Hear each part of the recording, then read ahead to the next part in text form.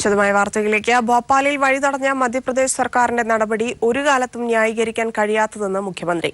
സംഘപരിവാർ സംസ്കാരത്തിന്റെ പ്രതിഫലനമാണ് സംഭവം. കേരളത്തിലായിരുന്നെങ്കിൽ ഇതൊരിക്കലും സംഭവിക്കില്ലായിരുന്നു. രാജ്നാഥ് സിംഗ് തലശ്ശേരിയിലെ സന്ദർശനം നടത്തിയപ്പോൾ ആരും തടഞ്ഞിട്ടില്ല. മാപ്പ് പറഞ്ഞതുകൊണ്ട് മാത്രം തീരുന്ന പ്രശ്നമല്ല ഇതെന്നും മുഖ്യമന്ത്രി പ്രതികരിച്ചു.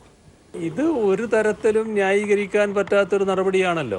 ഇത് ഏതെങ്കിലും ഒരു പ്രശ്നത്തിൻ്റെ മേലെ ഒരു പ്രതിഷേധം പെട്ടെന്ന് ഉയർന്നു വരുന്നത് നമുക്കെല്ലാവർക്കും മനസ്സിലാക്കാൻ പറ്റും. ഇതൊന്നുമില്ലാതെ സംഘടിപ്പിച്ചൊരു കാര്യമാണ്. ഭോപ്പാലിൽ കണ്ടത് RSSന്റെ സംസ്കാരമാണെന്നും പിണറായി പറഞ്ഞു. RSSന് കൂട്ടുനിൽക്കുന്ന സമീപനമാണ് മധ്യപ്രദേശ് സർക്കാരും പോലീസും സ്വീകരിച്ചത്. അത് RSSന്റെ ഒരു നിലയാണ്. അതാണ് ഞാൻ പറഞ്ഞത്, സംസ്കാരങ്ങൾ തമ്മിലുള്ള വ്യത്യാസം മനസ്സിലാക്കണം എന്നുള്ളത്.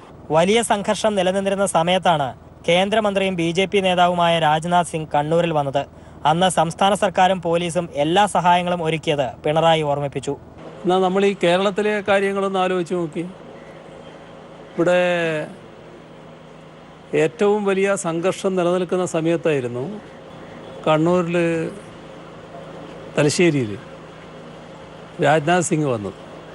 നിങ്ങൾ ചില ഗ്രാമങ്ങളെ പാർട്ടി ഗ്രാമം എന്ന് മുദ്രകുത്താറുണ്ടല്ലോ, ആ പാർട്ടി ഗ്രാമത്തിലേക്കായിരുന്നു അദ്ദേഹം പോയത്.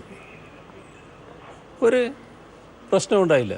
ഒരു സംസ്ഥാനത്തെ അപമാനിക്കുന്ന നടപടിയാണ് ഉണ്ടായതെന്നും മാപ്പ് പറഞ്ഞിട്ട് കാര്യമില്ലെന്നും മുഖ്യമന്ത്രി പറഞ്ഞു.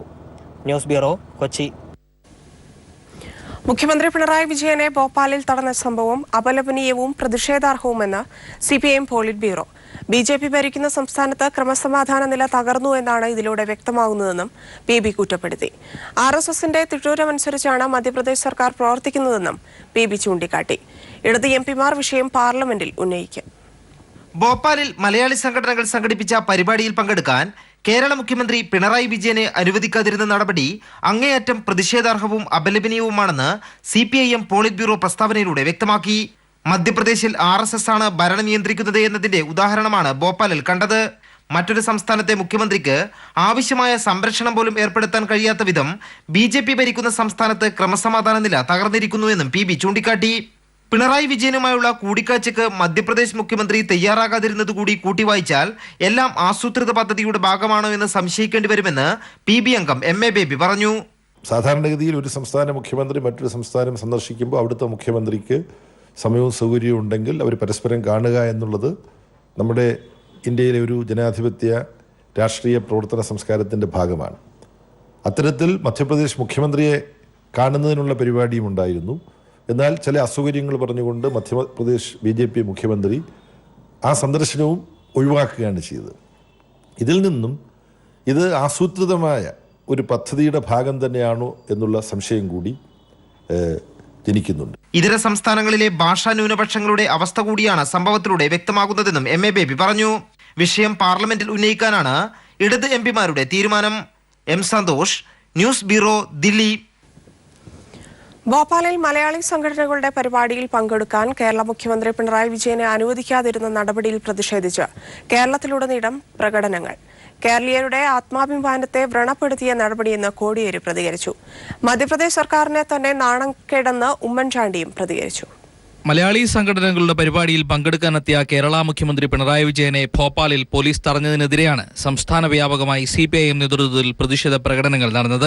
തലസ്ഥാനത്ത് CPIM ജില്ലാ കമ്മിറ്റിയുടെ നേതൃത്വത്തിൽ നടന്ന മാർച്ച് തിരുവനന്തപുരം ജില്ലാ സെക്രട്ടറി ആനാവൂർ നാഗപ്പൻ ഉദ്ഘാടനം ചെയ്തു.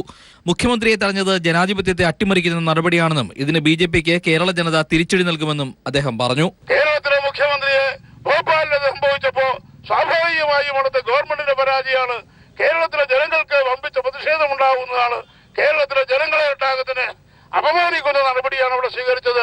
A Sampath MP, V Sivankutty തുടങ്ങിയവരും പ്രതിഷേധ മാർച്ചിന് നേതൃത്വം നൽകി.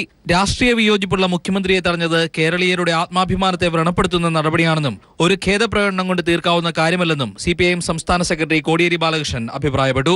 RSSകാരിൽ നിന്ന് മുഖ്യമന്ത്രിക്ക് സംരക്ഷണം നൽകേണ്ട ഉത്തരവാദിത്തം മധ്യപ്രദേശ് സർക്കാരിനുണ്ടായിരുന്നുവെന്നും അദ്ദേഹം പറഞ്ഞു. ഒരു മുഖ്യമന്ത്രിക്ക് ഒരിക്കലും ഉണ്ടാകാൻ പാടില്ലാത്ത അനുഭവമാണ് ഭോപ്പാലിൽ കേരള മുഖ്യമന്ത്രിക്കുണ്ടായത്. ഇതിന്റെ നാണക്കേട് മധ്യപ്രദേശ് സംസ്ഥാനത്തിനും അവിടുത്തെ മുഖ്യമന്ത്രിക്കുമാണെന്ന് മുൻ മുഖ്യമന്ത്രി ഉമ്മൻചാണ്ടിയും വാർത്താക്കുറിപ്പിലൂടെ അഭിപ്രായപ്പെട്ടു. News bureau, Thiruvananthapuram. സഹകരണ മേഖലയെ തകർക്കാനുള്ള ശ്രമത്തെ ന്യായീകരിക്കുന്നവർക്ക് സങ്കുചിത രാഷ്ട്രീയ താൽപര്യം മാത്രമാണുള്ളതെന്ന് മുഖ്യമന്ത്രി പിണറായി വിജയൻ. ഔചിത്യമില്ലാതെ നടപ്പാക്കിയ കറൻസി പരിഷ്കരണത്തെ ന്യായീകരിക്കാനാണ് കേന്ദ്രം ഡിജിറ്റലൈസേഷനെക്കുറിച്ച് സംസാരിക്കുന്നത്. സർവീസ് ചാർജ് ഇനത്തിൽ വൻ തുക ഈടാക്കാൻ റിലയൻസിനും മറ്റും അവസരമൊരുക്കുകയാണ് ഇതുവഴി കേന്ദ്ര സർക്കാർ എന്നും മുഖ്യമന്ത്രി കുറ്റപ്പെടുത്തി. കൊച്ചിയിൽ സഹകരണ സംരക്ഷണ ക്യാമ്പയിൻ ഉദ്ഘാടനം ചെയ്ത് സംസാരിക്കുകയായിരുന്നു അദ്ദേഹം. പക്ഷേ എന്താണ് അതിന്റെ ഉന്നം? നമ്മുടെ നാട്ടിലെ അധ്വാനിച്ചുണ്ടാക്കുന്ന കാശ്, ആ കാശ് ഒരു സാധനം വാങ്ങുമ്പോൾ അതിന്റെ വില കൊടുത്ത് ആ സാധനം നമ്മൾ വാങ്ങുന്നു. ഇതിന് കുറച്ച് പൈസ വേറൊരാൾക്ക് വിരിക്കട്ടെ എന്ന നിലപാട് സ്വീകരിക്കും ആരെങ്കിലും? സാധാരണ നിങ്ങൾ ഈ പറയുന്ന എല്ലാ കാർഡിനും ഒരു സർവീസ് ചാർജ് ഉണ്ട്. അതിന്റെ ഭാഗമായിട്ടൊരു കാശ് കൊടുക്കണം. അതിൽ ഏറ്റവും കൂടുതൽ റിലയൻസിനെ പോലുള്ളവർക്ക് കിട്ടാനാണ് ഇതിന്റെ കണക്ക് കൂട്ടുന്നത്.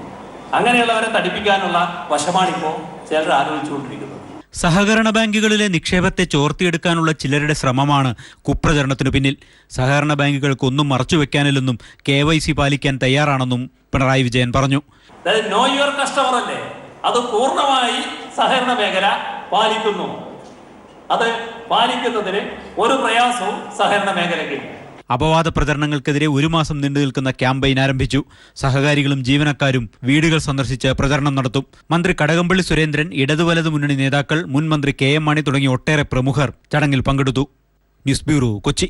മതങ്ങൾക്ക് മുകളിലാണ് മനുഷ്യസ്നേഹമെന്ന മഹത്തായ സന്ദേശമാണ് സന്നിധാനത്തെ വാവരുനട ഏവർക്കും നൽകുന്നത്. 18-ാം പടിക്ക് സമീപത്തെ വാവരുനടയിൽ അയ്യപ്പനോളം തന്നെ പ്രാധാന്യം നൽകിയാണ് അയ്യപ്പ ഭക്തർ ദർശനത്തിനായി എത്തുന്നത്. മനുഷ്യരെല്ലാം ഒന്നാണെന്നും മതത്തിന്റെ പേരിലോ ജാതിയുടെ പേരിലോ യാതൊരു വേർതിരിവും പാടില്ലെന്ന സന്ദേശവുമാണ് സന്നിധാനത്തെ വാവരുനട നൽകുന്നത്. സന്നിധാനത്ത് 18-ാം പടിക്ക് സമീപമാണ് വാവരുനടയുടെ സ്ഥാനം. ഒരു വേള ശത്രുവായിരുന്ന വാവരെ അയ്യപ്പൻ യുദ്ധത്തിലൂടെ തോൽപ്പിച്ചെന്നും നല്ല പോരാളിയായിരുന്ന വാവരെ അയ്യപ്പൻ സുഹൃത്താക്കിയെന്നുമാണ് ഐതിഹ്യം. ശബരിമലയിൽ തന്റെ സമീപത്ത് ഇരിപ്പിടവും നൽകിയാണ് അയ്യപ്പൻ വാവരെ ആദരിച്ചതും. നിലവിലെ സാഹചര്യത്തിൽ അയ്യപ്പനും വാവരും തമ്മിലുള്ള ബന്ധത്തിന് വലിയ പ്രാധാന്യമാണുള്ളത്.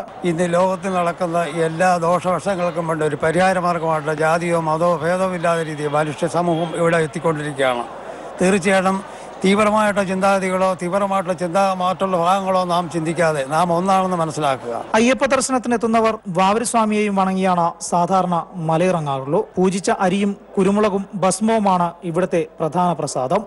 അയ്യപ്പനും വാവരും വർഷങ്ങൾക്ക് മുമ്പേ നൽകിയ സന്ദേശമാണ് മതങ്ങൾക്കപ്പുറത്ത് മനുഷ്യ സൗഹൃദം വളരണം എന്നുള്ളത്. ആധുനിക കാലഘട്ടത്തിൽ ഏറ്റവും ചർച്ചയാവേണ്ടതും അതുതന്നെയാണ്. സന്നിധാനത്തെ വാവരുനടയിൽ നിന്നും ക്യാമറമാൻ വിനേഷ് നേതാജിക്കൊപ്പം ബിജേഷ് നടുവിൽ.